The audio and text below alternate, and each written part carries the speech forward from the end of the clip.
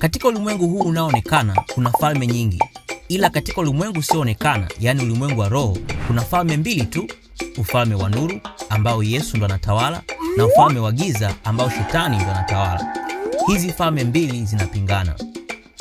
Sasa tatizo la Wakristo wa siku hizi ni kwamba hawana msimamo. Mara wapo kwenye ufalme wa nuru, mara giza, mara nuru, mara giza. Wanamtaka Mungu lakini pia wanataka na mambo ya ulimwengu yanayotokana na Shetani. Tufanye wewe ni msafiri na unataka utoke sehemu moja uende sehemu nyingine. Lakini kila unapopiga hatua 3 mbele, unarudi hatua 2 nyuma.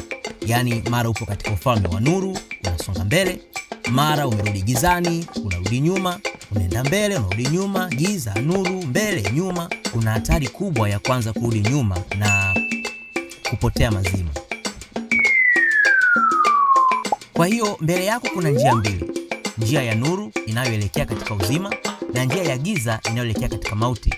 Kama Mkristo na kushauri uchague njia inayoelekea katika uzima, usigeuke nyuma, songa mbele ili upate kuishi.